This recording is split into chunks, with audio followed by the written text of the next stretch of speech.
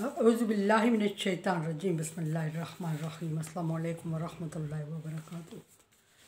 सूरह मरियम है मेरे सामने और सूरह मरियम की आयत नंबर 75 है, पारा नंबर 16 है और रुकू नंबर 8 है। आयत नंबर 72 में मुनकरीन और मुशरिकीन का एक गलत ख्याल और गलत दावा उनका और एक बुरा अमल ज़िक्र हुआ है, और वो ये कि मोमिनों को मुतनफ़र करने के लिए वो कहते हैं उनसे कि देखो तुम में से और हम दोनों में से अल्लाह का पसंदीदा ग्रुप कौन सा है। पसंदीदा ग्रुप वही है जो दुनिया में खुशहाल और आसूदा है। क्योंकि वो दुनिया में आसूदा और खुशहाल हैं, इसलिए वो मोमिनों को इस तरफ ला के दीन से मुतनफ़र करना चाहते हैं।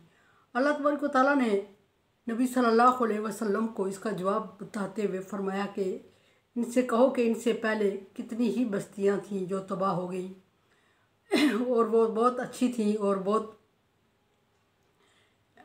इनसे कहीं ज़्यादा आसाइश में और इनसे कहीं ज़्यादा माल दौलत में और नाम में थीं, और अल्लाह तबारक व तआला ने उनको तबाह कर दिया। अगर वो पसंदीदा होती तो उन पर अजाब क्यों आता, तबाही क्यों होती। अगला जवाब अल्लाह तबारक व तआला बता रहे हैं नबी सल्लल्लाहु अलैहि वसल्लम को, कुल मन काना फी ज़लाला फल युमदिद लहुर रहमान मद्दा। एक उनका ख्याल ये था कि अगर आप पसंदीदा हैं तो आपको अल्लाह तबारक व तआला आसाइश में क्यों नहीं रखता, आसूदा क्यों नहीं करता, हमें क्यों आसूदा किया। इसका मतलब है कि हम पसंदीदा हैं और ये कि हमें आखिरत में अजाब नहीं आएगा, और ये कि अगली ज़िंदगी शुरू ही नहीं होगी, हम उस पर यकीन ही नहीं रखते, आखिरत का इनकार कर रहे थे। उसके जवाब में अल्लाह तबारक व तआला ने फरमाया कि कितनी तुमसे ज़्यादा ताकतवर और खुशहाल और आसूदा बस्तियों को तबाह किया। और दूसरा इनका ये ख्याल था कि अगर हम नापसंदीदा होते तो अल्लाह ताला हमें आसूदगी और आसाइश क्यों देता, तुम्हें क्यों ना दे देता, तो पसंदीदा थे। और अल्लाह तबारक व तआला की पकड़ क्यों नहीं हो रही है, अजाब क्यों नहीं आ रहा हम पे। अल्लाह तबारक व तआला जवाब देते हुए फरमा रहे हैं कि उनसे कहो कि जो शख्स गुमराह है अल्लाह तबारक व तआला उसको लंबा टाइम दे देते हैं। फल युमदिद लहुर रहमान मद्दा। अल्लाह तबारक व तआला की फितरत है कि अल्लाह तबारक व तआला गुमराहों को ज़्यादा टाइम देते हैं, और वो इसलिए कि रीज़न पीछे गुजर चुकी हैं। 3 रीज़न होती हैं। एक तो ये अल्लाह तबारक व तआला ने हर काम के लिए वक्त मुकर्रर किया होता है। दूसरा ये कि अल्लाह तबारक व तआला अपनी मखलूक से प्यार करता है, सिर्फ किसी मज़हब का पाबंद नहीं। सो ये अल्लाह तबारक व तआला की मखलूक है, अल्लाह तबारक व तआला इनको वक्त देता है कि ये हदायत पे आ जाए। और तीसरी बात यह है कि जो हदायत पर बिल्कुल भी नहीं आता तो उसको अल्लाह तबारक व तआला गुनाहों में मुलव्वस और आसाइश और खुशहाली में छोड़ देते हैं, ताकि आखिरत की ज़िंदगी में उनके लिए सख्त अजाब तो होगा, दुनिया के कुछ दिन आसानी से आसाइश से गुजार सकें। इसका मतलब ये नहीं कि अल्लाह तबारक व तआला के पसंदीदा होते हैं और अल्लाह तबारक व तआला उन पर अजाब नाज़िल नहीं करते। मतलब ये कि दुनिया में अल्लाह तबारक व तआला आसाइशों में कुछ टाइम उनको मोहलत दे देते हैं, और जब अजाब का वक्त आता है, क़यामत बर्पा होगी और उसके बाद अगली ज़िंदगी शुरू होगी, तो उसके बाद वो लाख ईमान लाते रहें, लाख अपने मज़हब को छोड़ते रहें, लाख अल्लाह तबारक व तआला से दुआएं करते रहें, लाख अपनी गलतियों का इतराफ़ करते रहें, अल्लाह तबारक व तआला ने उनकी बात पे मैं नहीं आना और उनको मोहलत नहीं देनी। सो अल्लाह तबारक व तआला ने वक्त आने तक उनको डील दी हुई है। और ये भी होता है कि एक हिकमत इसमें ये भी है कि मे भी कि वो ईमान नहीं ला रहे हैं, लेकिन ईमान चूँकि एकदम ख़त्म होने वाली चीज़ नहीं है, ये दीन क़यामत तक चलने वाला है, और क़यामत तक चलने वाला है तो अल्लाह तबारक व तआला इनकी नस्ल में से कोई ऐसे पैदा कर दे कि मखलूक कि जो अल्लाह तबारक व तआला को के दीन को पसंद फरमाए और पसंद करे, और अल्लाह तबारक व तआला अल्लाह वहदहू शरीक की वहदानियत पर यकीन करे। और फिर उसकी एक बंदा अगर चल पड़ता है तो उसकी नस्ल पर पूरी आगे नस्ल चल पड़ती है उस दीन पर, और उस इनकी नस्ल में से कई दीनदार लोग पैदा हों।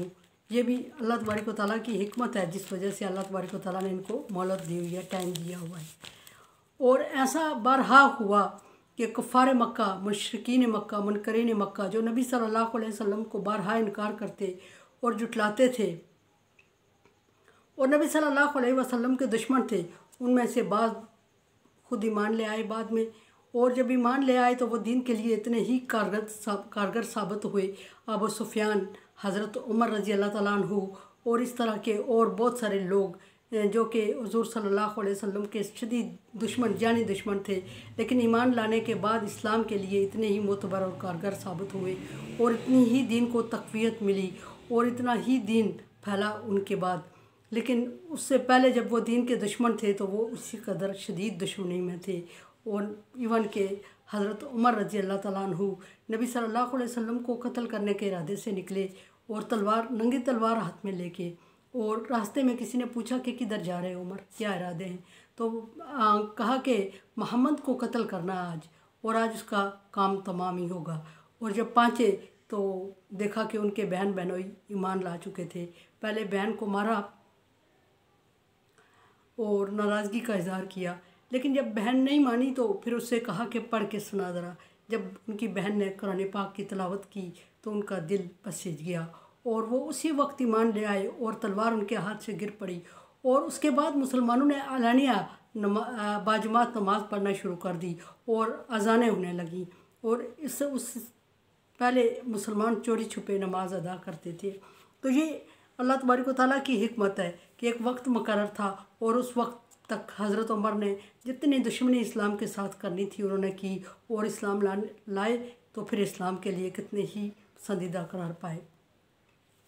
इसी तरह बहुत सारे लोग ऐसे हुए जो कि काफ़र गुज़रे हैं और उनकी औलादें आगे मोमिन हुई और उनकी नस्ल जो चली तो वो फिर मोमिन और मुस्लिम चली।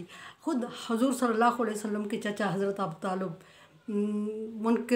मुनकरीन इस्लाम में से थे। वो कि उनके खिदमात इस्लाम के लिए बहुत ज़्यादा हैं कि उन्होंने मुनकर होने के बावजूद इस्लाम का बहुत साथ दिया, लेकिन चूँकि अपने साख के डर से इस्लाम कबूल नहीं किया। लेकिन उन्हीं की औलाद में से हज़रत अली रज़ी अल्लाह ताला अन्हु दीन इस्लाम के लिए और नबी सल्लल्लाहु अलैहि वसल्लम के लिए कितने कारगर साबित हुए। नबी सल्लल्लाहु अलैहि वसल्लम को बहुत सपोर्ट किया।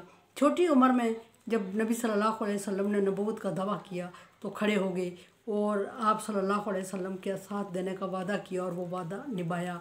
और फिर हुज़ूर सल्लल्लाहु अलैहि वसल्लम की दामादी में आए और फिर आप रज़ी अल्लाह ताला अन्हु से हुज़ूर सल्लल्लाहु अलैहि वसल्लम की नस्ल एक तरह आगे चली और आपने दीन इस्लाम की खिदमत के लिए अपने आप को वक्फ़ कर दिया।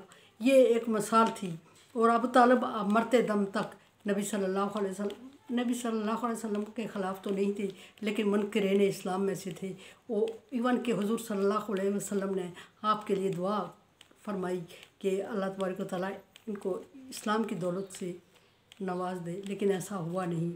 तो ये बहुत सारी हिकमतें थी जिसकी वजह से अल्लाह तबारक व तआला इंसान को डील दिए होता है। फरमाया कि युमदिदुल्लाहुर रहमान मद्दा, उसको अल्लाह तबारक व तआला ने खुद लंबी मोहलत दी होती है। खत्ता इज़ा राहू मा युअदून इम्मल अज़ाब व इम्मा अस्सा, और उसको किस वक्त तक, यहाँ जो अल्लाह तबारक व तआला ने जिक्र फरमाया कि उस वक्त तक डील दी होती है जब तक कि वो वादे को देख नहीं लेता जो उसके साथ वादा किया गया है।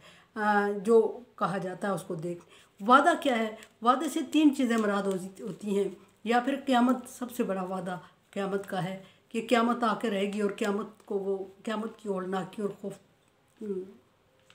खौफ को अपनी आंखों से देख ले, या फिर उसके ज़िंदगी में वो अपनी ज़िंदगी में अज़ाब के आते हुए देख ले और जुटलाने का अंजाम सामने आ जाए।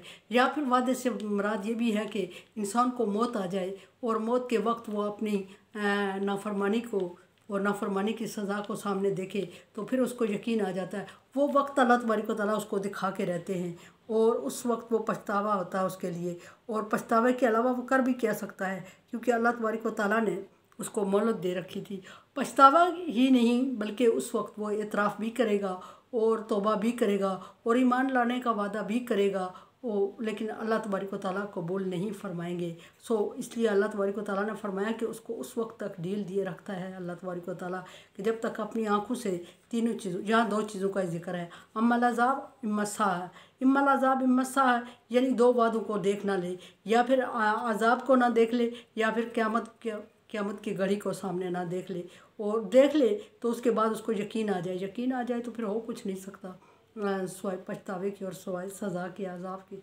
फसयअलमुन मन हुआ शर्रन मकाना, और उस वक्त इंसान नबी सल्लल्लाहु अलैहि वसल्लम उस वक्त इनको समझ आ जाएगी, उस वक्त इनको अक्ल आ जाएगी, और उस वक्त वो जान लेंगे कि कौन किसका अंजाम बुरा था और किसकी पार्टी या ग्रोह ताकतवर था। कि बात यही चली थी कि वो अहले ईमान को और नबी सल्लल्लाहु अलैहि वसल्लम को मुतनफ़्फ़िर या खौफज़दा करने के लिए कहते हैं कि अगर हम नापसंदीदा होते तो हमारी इतनी पार्टी मजबूत ना होती, हमारा ग्रुप मजबूत ना होता, और हमारी ज़िंदगी आसूदा और खुशहाल ना होती, हमारा स्टेटस ना होता। अल्लाह तबारक व तआला अभी तक हमें मुश्किल में डाल चुके होते। सो तुम लोग गलत हो तो अल्लाह तबारक व तआला ने तुम्हें मुश्किल में रखा हुआ है, ये उनका ख्याल था। जिसके जवाब में अल्लाह तबारक व तआला फरमा रहे हैं कि उस वक्त उनको पता चलेगा क़यामत आएगी या अजाब आएगा उन पर, तो उस वक्त वो देखेंगे कि वो फसयअलमुन का मतलब ये भी कि जल्द ही वो जान जाएंगे कि जल्द का मतलब ये कि क़यामत जल्द, क़यामत को नहीं, दुनिया को जल्द कहा गया है हर जगह फरमाया अल्लाह तबारक व तआला ने। इसका मतलब है कि किसी अजाब को सामने देख लें और अपने अंजाम को अजाब के थ्रू देख लें, या मौत आ जाए और उस वक्त वो देख लें कि उनका अंजाम क्या होगा, और उस वक्त उन्हें समझ आ जाएगी कि कौन किसका अंजाम बुरा है, किसका स्टेटस बुरा था, किसका मकाम बुरा था, कौन नापसंदीदा काम कर रहा था, कौन नापसंदीदा मखलूक थी, और कौन ग्रुप या पार्टी या अफरादी क़ुव्वत में ज़्यादा था, या जिसकी अफरादी क़ुव्वत ज़्यादा थी वो इसके किसके कितने काम आ सकी, जिसका नाम ज़्यादा था वो उसका जो जितना नामवर था वो नाम उसका कितने काम आया, और कहाँ उसको बचाया अजाब से, और कहाँ फिर वो उनका दावा जो करते थे कि हम अल्लाह की पसंदीदा मखलूक हैं, दुनिया में भी हम आसाइश में हैं, देख रहे हो अल्लाह तबारक व तआला ने हमें आसाइश में रखा हुआ है, और इंशाअल्लाह वो इंशाअल्लाह तो नहीं कहते थे, वो कहते दुनिया में भी हम आसूदगी में हैं और आखिरत भी हमारी ही अच्छी होगी, और ये हमारा हक़ है, और अगर हम नापसंदीदा होते तो दुनिया में अल्लाह तबारक व तआला हमें इतनी आसूदगी और आसाइश में ना रखता, जिससे मोमिन किसी हद तक दिल गिरफ्तार हो जाते थे, और नबी सल्लल्लाहु अलैहि वसल्लम से बाद दफ़ा शिकायत भी करते थे।